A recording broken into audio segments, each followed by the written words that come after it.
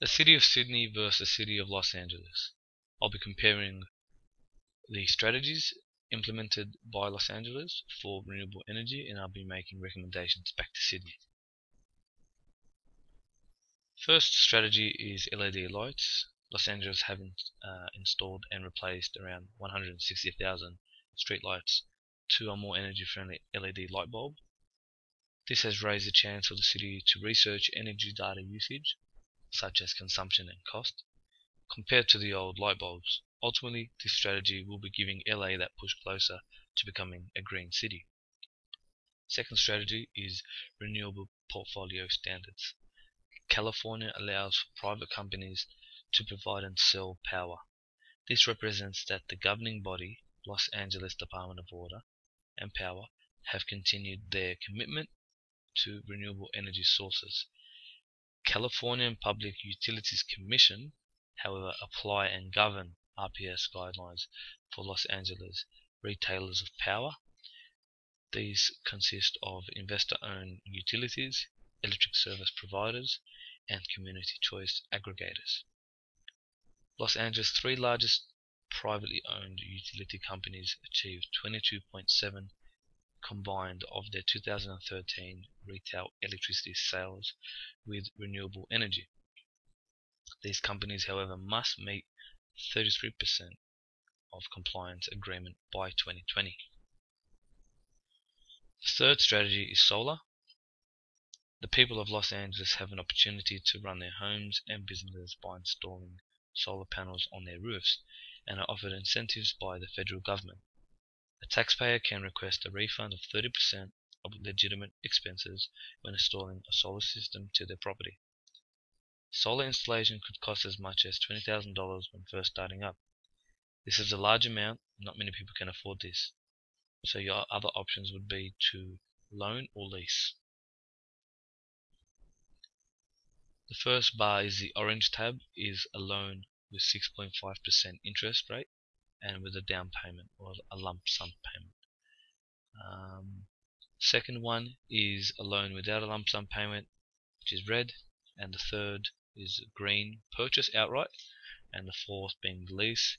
Obviously, as you can see, if you do outlay the money to begin with, you do get a quicker return and save money quicker and make some money eventually in your 20th year, so not a bad investment.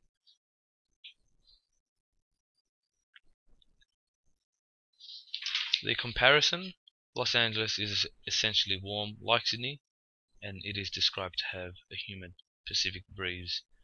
The temperature stays cool overall in the year. Summer is dry and sunny, and the city regularly sees the sun 329 days of the year.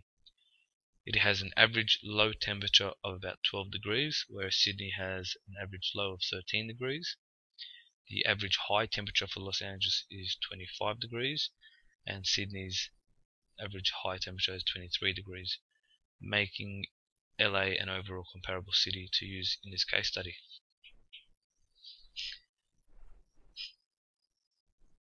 So how is global warming impacting Los Angeles? The Californian weather is changing and the consequences are devastating all through the city, which consist of above average temperatures, frequent and severe wildfires, and sea level rising. These variations are derived by global warming. Subsequently, these changes can have disastrous effects on the local economy, urban infrastructure, public health, recreation, tourism, agriculture, and the environment. Los Angeles has always endeavored to confront global warming, setting the bar for neighboring states and putting pressure on the federal government. California has the responsibility to uphold its reputation and expects to double their intentions to decrease the danger of the upcoming warming. Global warming has rapidly begun to impact on LA. The people must also react with the state and take action into their own hands by individually making a difference and also encouraging Californian leaders to act in government.